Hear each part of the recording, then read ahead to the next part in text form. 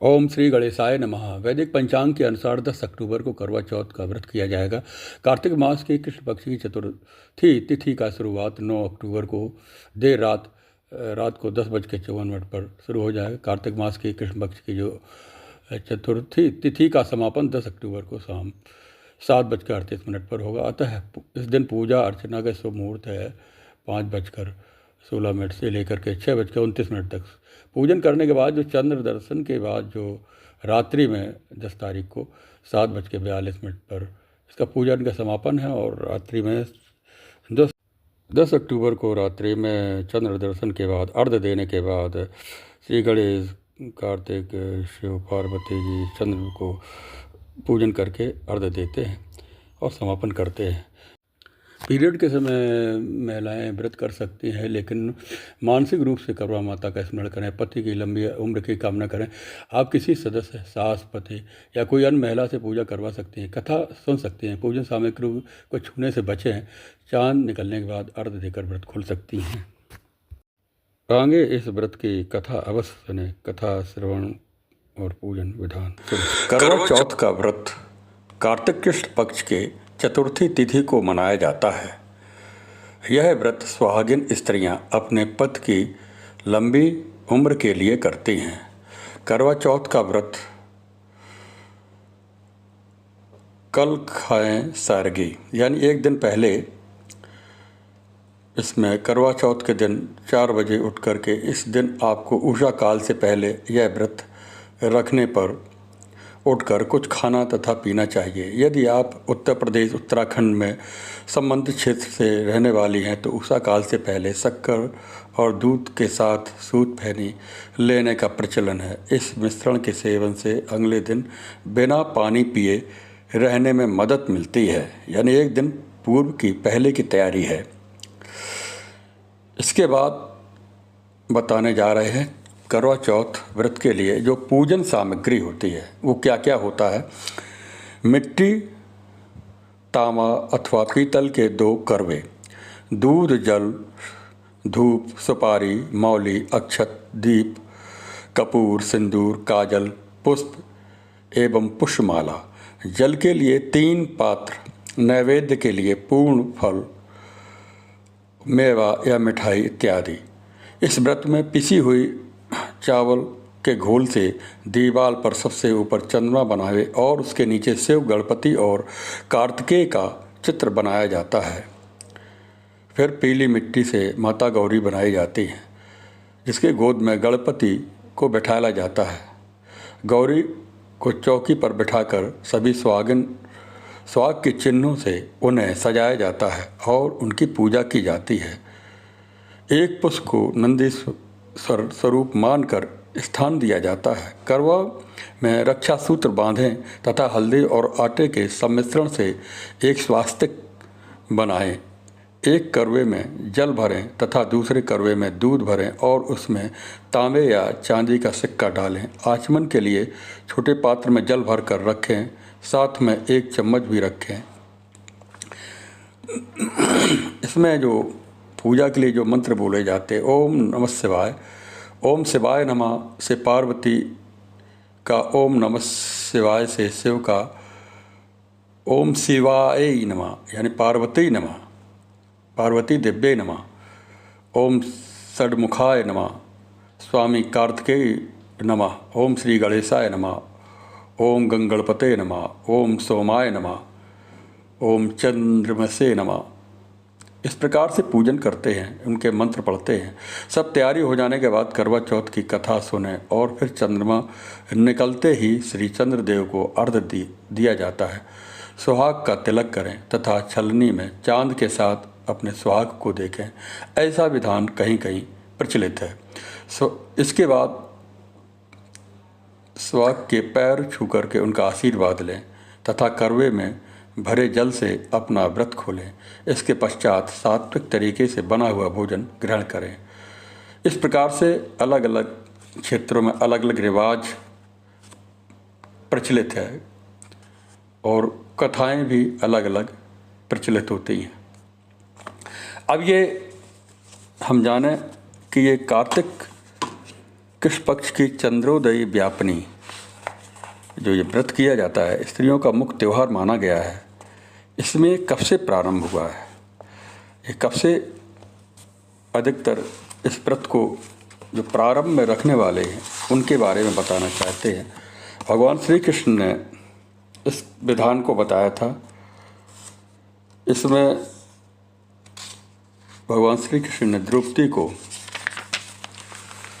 बताया था। एक बार पांडुपुत्र अर्जुन तपस्या करने नीलगिरी नामक पर्वत पर चले गए। उधर पांडवों पर अनेक विपत्तियां पहले से व्याप्त थीं।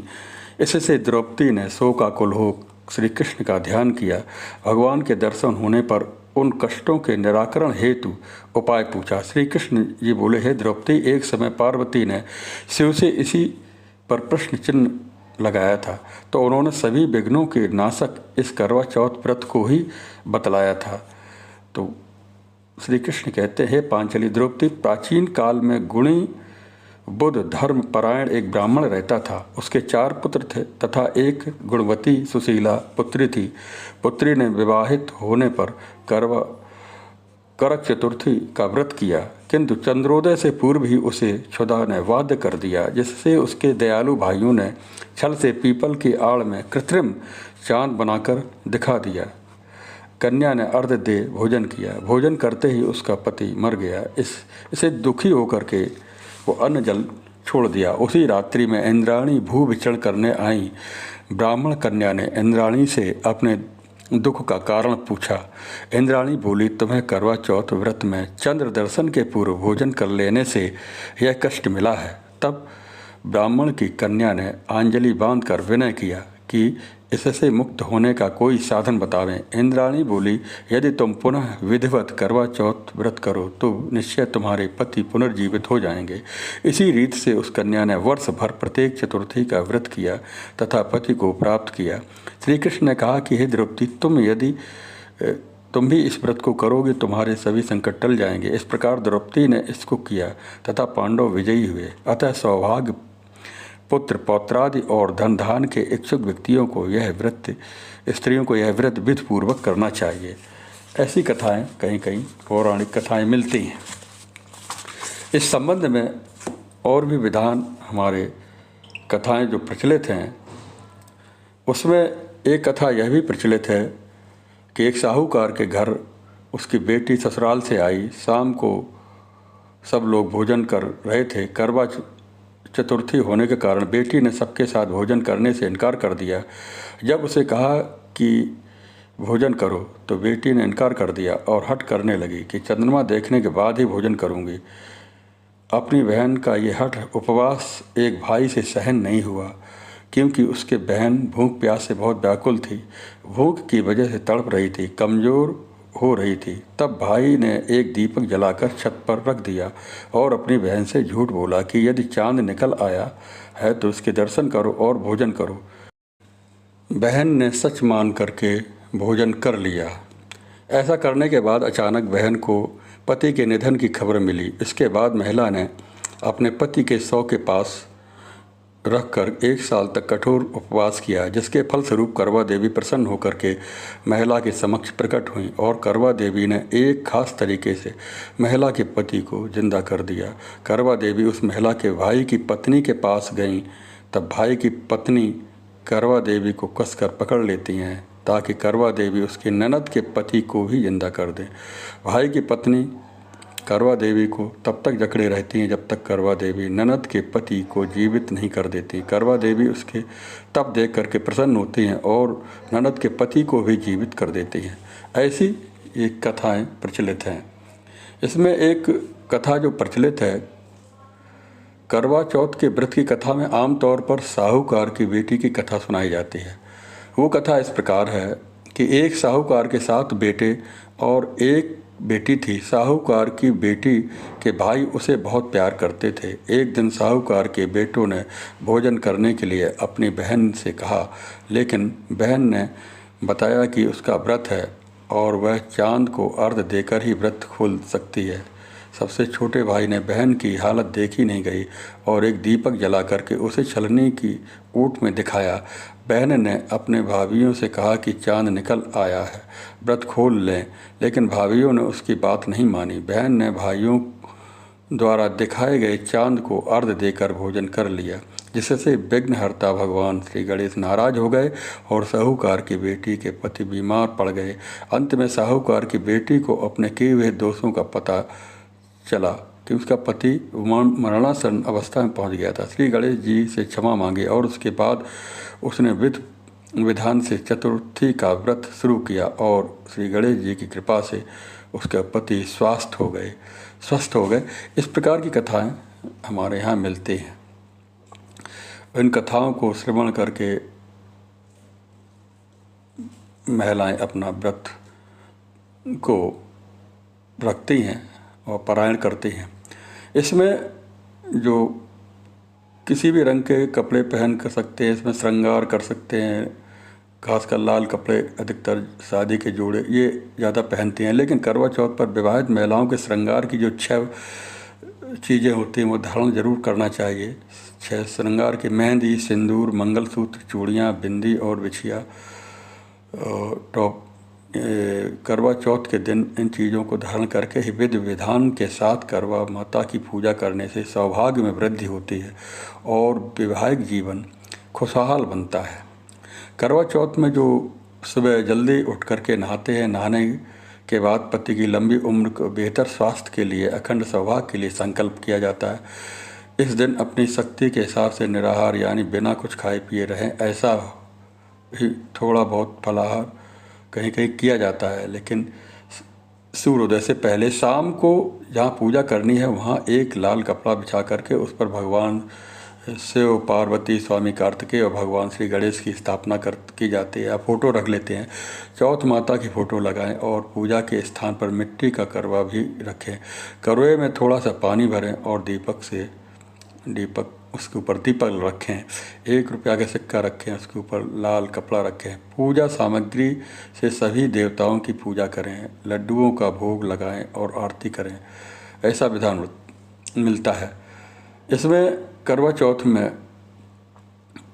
चंद्रमा की पूजा के लिए थाली में छलनी, अर्घ देने के लिए करवे में जल और व्रत खोलने के लिए पानी एवं मिठाई होनी चाहिए। कुछ जगह पर स्थानीय परंपराओं के मुताबिक खील से भरे करवे रखे जाते हैं। मीठी मट्ठी का भी महत्व बताया गया है। साथ ही सुहाग से जुड़ी सामग्री, बिंदी, सिंदूर, चूड़ियाँ आदि होती हैं। सास या घर में मौजूद कोई बुजुर्ग महिला हो तो उसके लिए कपड़े भी रखे जाते हैं। करवा माता की पूजा और कथा पढ़ने के बाद ये सारी चीज़ें अपनी सास या घर की बुजुर्ग महिला को दे दिया जाता है। और एक करवा चौथ का जो कथा और भी जो प्रचलित है, प्राचीन, उसको सुनाने जा रहा हूँ, जो प्राचीन काल से जो प्रचलित है। प्राचीन काल में करवा नाम की एक पतिव्रता स्त्री अपने पति के साथ नदी के किनारे एक गांव में रहती थी। कार्तिक मास के कृष्ण पक्ष की चतुर्थी चौथ के दिन उसका पति नदी में स्नान करने के लिए गया। स्नान करते समय एक मगर ने उसका पैर पकड़ लिया। वह करवा करवा नाम लेकर के जोर जोर से अपनी पत्नी को पुकारने लगा। उसकी आवाज़ सुन करके उसकी पत्नी दौड़कर आई और उसने मगर को कच्चे धागे से मगर को बांधकर वह यमराज के यहाँ पहुँची। यानी पतिव्रता स्त्रियों में ये शक्ति हुआ करती थी। यमराज के यहाँ पहुँची और यमराज से बोली, भगवान मगर ने मेरे पति को पैर पकड़ लिया है, अतः मेरे पैर पकड़ने के अपराध में आप अपने बल से उस मगर को नरक में ले जाओ। यमराज ने कहा, अभी मगर की आयु शेष है, अतः मैं उसे नहीं मार सकता। इस पर करवा ने कहा कि यदि आप ऐसा नहीं करोगे तो मैं आपको श्राप दे करके नष्ट कर दूंगी। यह सुनकर यमराज डर गए और उस पतिव्रता स्त्री के करवा के साथ जा कर के मगर को उन्होंने यमपुरी भेज दिया और करवा के पति को दीर्घायु प्रदान किया। हे करवा माता, जैसे तुमने अपने पति की रक्षा की है वैसे ही हमारे पतियों की रक्षा करना। ये तब से ये कथा प्रचलित है। ये बहुत सी कथाएं जो हमारी पौराणिक कथाएं हैं, ये महिलाएं श्रवण करके अपना करवा चौथ का व्रत का पारायण करती हैं। आज भारत में प्राचीन समय से ही इस प्रकार से भगवान श्री गणेश जी, कार्तिकेय जी, भगवान शिव, पार्वती जी का और चंद्रमा जी का पूजन किया जाता है। रात्रि में चतुर्थी तिथि को चंद्रमा को अर्घ्य दे करके अपने व्रत को पारायण किया जाता है। ओम नमः शिवाय।